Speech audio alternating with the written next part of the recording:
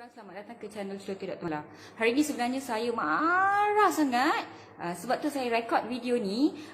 Hari ini viral tentang status seorang anti-vaksin Tegar yang membangkitkan kenapa pasien COVID elok-elok bernafas tak ada masalah. Lepas tu doktor komakan, doktor tidurkan, tiba-tiba meninggal.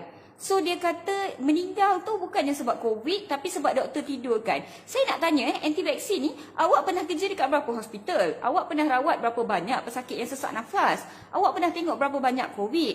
Okeylah, sebelum COVID, awak pernah tengok berapa orang yang sesak nafas sebab asma, pneumonia, COPD, DKA? Berapa banyak awak pernah rawat? Dan orang yang share tak fikir panjang, langsung terus share. Dah 5,000 lebih, 6,000 lebih shares untuk dia punya Facebook status tu guys. Saya tak faham. Penat tau, kita orang ni penat berjuang dekat hospital, penat berjuang di media sosial, penat bila dipanggil oleh media untuk bagi awareness, kita orang buat semua. Tapi still bila ada satu benda kecil je habis semua orang berkecai. Macam mana kita nak bersatu padu? Macam mana kita nak teguh? Macam mana kita nak lawan COVID ni sebenarnya? Bila kita nak menang, macam mana kita nak menang? Saya tak faham. Susah sangat ke nak percaya dengan apa yang doktor-doktor ni cakap? Kalau susah, apa kata you all datang volunteer dekat hospitals? Pergi duduk dekat depan Sungai Buloh tu setiap hari, parking tunggu dekat tepi tu, mungkin tengoklah berapa banyak yang sesak nafas.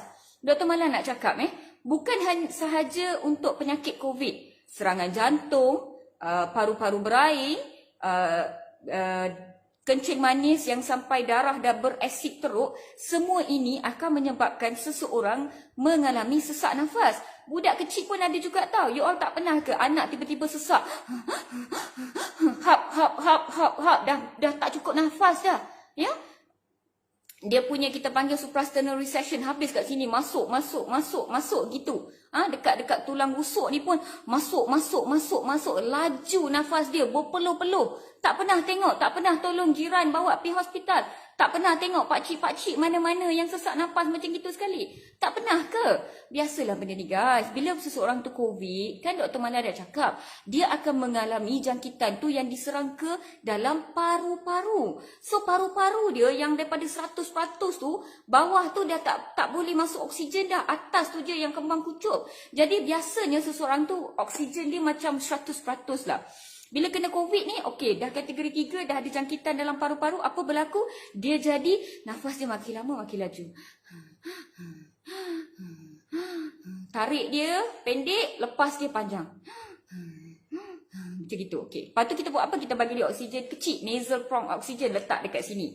Tak boleh lagi, rendah lagi, oksigen drop, dah letak nasal prong, drop lagi 90, kita letak face mask. Dah letak face mask, pakcik guna perut untuk bernafas.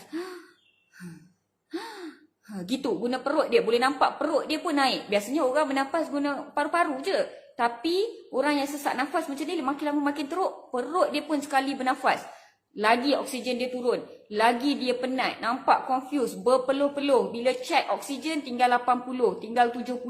Lagi dengan COVID ni kita panggil depa happy hypoxia.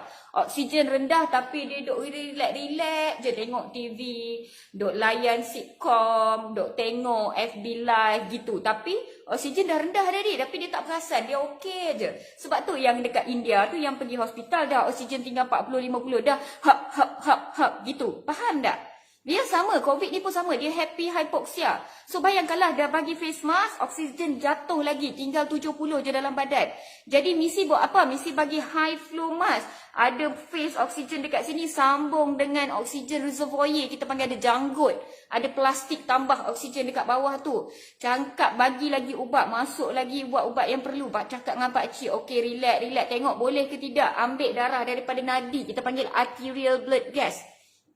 Daripada nadi tu kita tengok apa level O2 oksigen, apa level CO2 carbon dioxide, apa pH kepekatan asid darah dia. pH biasanya orang yang nafas hap ni, pH darah dia drop. Dia berasid darah dia. Ya, so memang tak boleh banyak oksigen yang sepatutnya banyak ni je jadi macam gini Darah yang macam gini darah dia berasid, pH dia jadi rendah, berasid guys. Kurang daripada 7.25, kurang jadi pH darah dia jadi 7.1, 7, 6.9. Darah berasid sebab apa? Carbon dioxide tinggi dalam badan. Dia tak boleh nak keluarkan karbon dioksida dalam badan dia, oksigen jadi rendah. Kita kan sepatutnya tarik oksigen, buang karbon dioksida. Tapi orang yang sesak nafas hap, paru-paru dia tak boleh nak berfungsi secara penuh, karbon dioksida tinggi daripada sepatutnya, oksigen rendah daripada sepatutnya. Kita panggil respiratory failure. Jadi kalau kita biar je tu, tengok je pakcik tu macam gitu, sekejap dia pengsan juga, tak boleh bernafas, berhenti bernafas. Respiratory arrest kita panggil. So prosedur komakan dan tidurkan ni dipanggil elective intubation for impending respiratory arrest. Sebelum orang tu berhenti bernafas, sebelum orang tu pengsan dengan sendiri, kita bagi dia ubat, tidurkan dia, masukkan tube terus ke dalam trakea dia dan hantar oksigen dalam paru-paru dia terus. Kita panggil intratracheal intubation. Perkataan tidurkan dia tu untuk mak teh, mak cik, pak cik semua faham. Benda sebenar dia adalah intratracheal intubation untuk mechanical ventilation. Jadi paru-paru dia ni dah tak boleh bernafas macam biasa. Kita relaxkan muscle-muscle dia, kita suruh mesin ni yang dicipta sebagai pengganti kepada paru-paru. Tuhan cipta paru-paru banyak ni je, tapi bila manusia nak gantikan benda yang cinonek tu, dapatlah mesin sekedabak gitu. Jadi mesin tu bernafas untuk pakcik tu, nak tunggu oksigen dia naik, nak buang karbon dioksida yang tinggi dalam badan dia. Kita nak wash out CO2 tu supaya acidity darah dia kembali kepada normal. Makin lama sehari makin okey, 2 hari makin okey, 3 hari makin okey. Jadi makin lama bila oksigen dia lebih tinggi, karbon dioksida dia dah stabil, pH darah dia dah makin okey, nampak pernafasan paru-paru pakcik dengan ventilator tu makin lama makin okey, maka kita akan apa yang kita panggil extubate. Pakar-pakar anestetis akan cakap nampak dia okey, darah okey, paru-paru dalam X-ray lebih berkembang.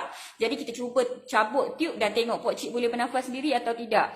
Berlambat-lambat pasien yang selamat apabila diberi prosedur tersebut. Orang lain dok nangis, pakcik-makcik dia, mak ayah dia tak dapat katil ICU, tak boleh nak bagi ventilation dekat ICU, terpaksa ventilate dekat ward, terpaksa tunggu dekat emergency department dulu orang lain. Hak dapat masuk ICU ni dah bagus dah guys. Nak nyalahkan benda tu lagi, dah nak suruh doktor buat apa. Kalau dok tengok pakcik tu bernafas laju gitu, dok pandang je kat dia, dok suruh doktor main TikTok pula ambil video, dok up status macam Mardiana gitu.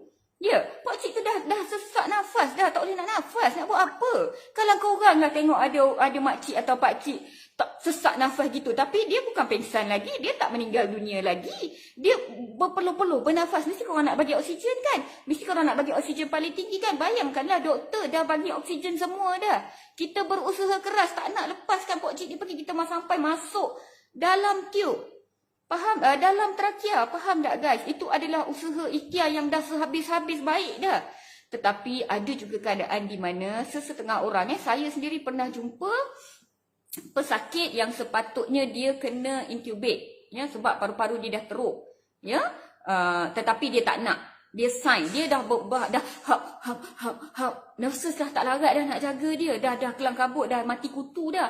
Doktor dah nak okey, doktor kata awak lepas ni tak sampai setengah jam awak akan pengsan. Baiklah, kita masukkan tube dalam paru-paru awak, darah awak dah terlampau berasid dah, kita akan komakan awak. Dia tak nak, dia kata dia nak bernafas sendiri. Selagi dia boleh bernafas sendiri, dia nak bernafas sendiri juga. Dia tak nak di-intubate. Kita pun call family member dia, kita call semua, kita kata dia ni dah tak stabil, dia tak boleh nak bagi consent. Yelah, dia dah oksigen rendah, dia dah confused. Kita panggil hypoxia, dia tak boleh buat keputusan. Family dia semua kata ikut cakap dia. Kalau dia tak nak, kita orang pun tak nak. Jadi kita terpaksalah duk tengok dia sesak nafas gitu. Apa berlaku tak sampai setengah jam, dia collapse. Dia bernafas laju. Macam gitu ha. Sama je. Lagi teruk apabila kami terpaksa masukkan tube untuk orang yang memang dah koma. Untuk orang yang memang dah tidur, dah pingsan, baru dibawa ke hospital, kita terpaksa masuk tube. Survival rate is very low. Kalau bukan COVID pun, orang yang dah collapse, survival rate kalau collapse dalam hospital, I think it's about 20% je, tak silap saya.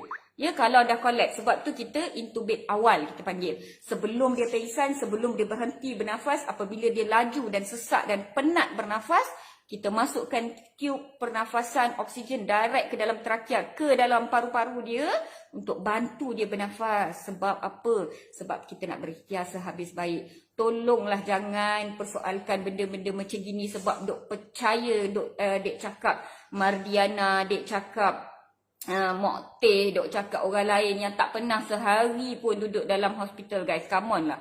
Ya, tolonglah percaya apa yang doktor-doktor pakai anestetis, apa yang kita tunjuk dalam, apa yang kita boleh tunjuk lah. Kita kalau ahli keluarga sendiri yang tunjuk video family member ni, itu boleh. Tetapi sebagai doktor, saya tak boleh sebut nama pesakit, saya tak boleh ambil video gambar pesakit, saya tak boleh. Itu adalah Personal Data Protection Act sebenarnya. Ya, jadi kita menjaga privacy. Kalau nak boleh berlambat setiap hari sebenarnya kita orang tengok. Ya, walhal dalam rekod kita orang X-ray yang teruk dan apa yang teruk tu semua dah berlambak dah sebenarnya. So berkaitan dengan isu viral kenapa perlu ditidurkan ni, saya minta tolong korang semua untuk tolong circulate juga video ni untuk orang-orang awam dan makcik-makcik kat luar sana faham yang bahawasanya prosedur ditidurkan itu nama sebenar dia adalah intratracheal intubation untuk bagi oksigen direct kepada paru-paru sebab kita nak tolong pokcik ni bernafas.